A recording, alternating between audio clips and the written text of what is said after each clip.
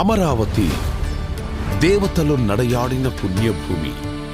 దేవేంద్రుడు ప్రతిష్ఠించిన అమరలింగేశ్వరుడు కొలువైన ధన్యభూమి.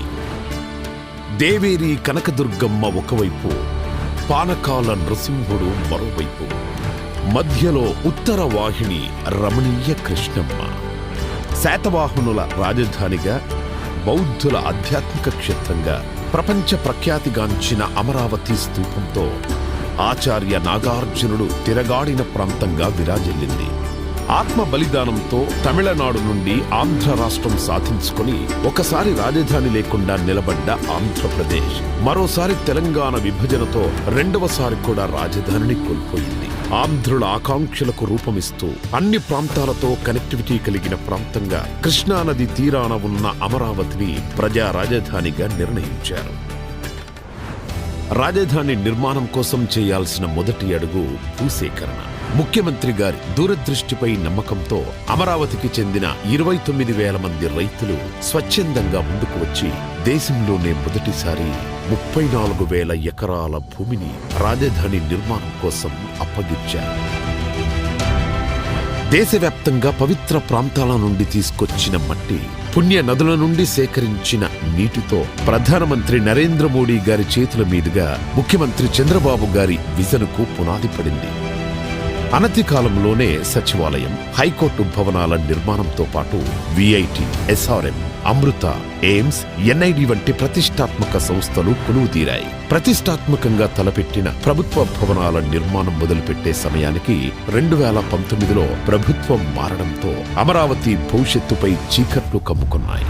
2019 నుండి 2024 వరకు నాటి ప్రభుత్వం చేసిన విధ్వంసం కారణంగా వేల కోట్లతో చేపట్టిన నిర్మాణ పనులు ఆగిపోయాయి. రోడ్లు దెబ్బతిన్నాయి. దారి తెన్ను లేకుండా పోయింది. చదును చేసిన భూమిలో పునాదుల్లో నీరు చేరి పిచ్చి మొక్కలతో, పొదలతో 5 ఏళ్ల పాటు గ్రహణం వీడని సూర్యుడిలా అమరావతి మసకబారింది.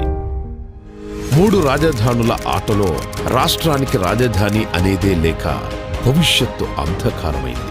ఏ ఒక్కరూ రాజధాని కోసం గొంతెత్తలేని పరిస్థితి. ఆంధ్రప్రదేశ్ కోసం తమ భూములిచ్చిన రైతుల త్యాగానికి అర్థం లేకుండా పోయింది. మహిళలు, చిన్నారులు, రైతులు, ఇలా అన్ని వర్గాల ప్రజలు అమరావతి కోసం 5 ఏళ్లు యుద్ధమే చేశారు. అరెస్టుల్ని ఎదుర్కొన్నారు, అవమానాలను తట్టుకున్నారు, అన్యాయాన్ని ఎదిరించారు. అమరావతి నుంచి అటు అరసవల్లి, ఇటు తిరుపతి వరకు పోరుబాటు పట్టారు. పోరాట యోధుల గుండె పగిలి అమరులవుతున్న వాళ్ల ధైర్యం ఇసుమంతా సడలలేదు. 2024 రాష్ట్ర ప్రజల దీవెనలతో ఎన్డీఏ అఖండ విజయం సాధించి అధికారంలోకి రావడంతో చీకట్లను చీల్చుకుంటూ వచ్చిన సూర్యుడిలా అమరావతి తన పేరు సార్థకం చేసుకుంటూ పునరుజ్జీవం పొందింది.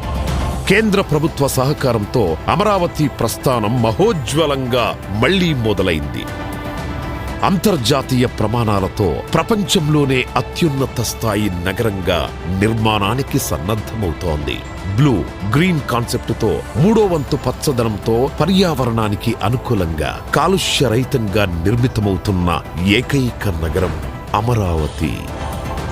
బయోడైవర్సిటీతో కూడిన అద్భుతమైన విశాలమైన పార్కులు, district cooling system, piped gas, storm water, cable connectivity లాంటి సకల సౌకర్యాలు భూగర్భ వ్యవస్థ ద్వారా నివాసాలకు అందనుంది. సైకిల్ ట్రాక్ నుంచి విశాలమైన గ్రిడ్ రహదారులతో నగరమంతా రాజటీవీతో నిర్మితమవుతోంది.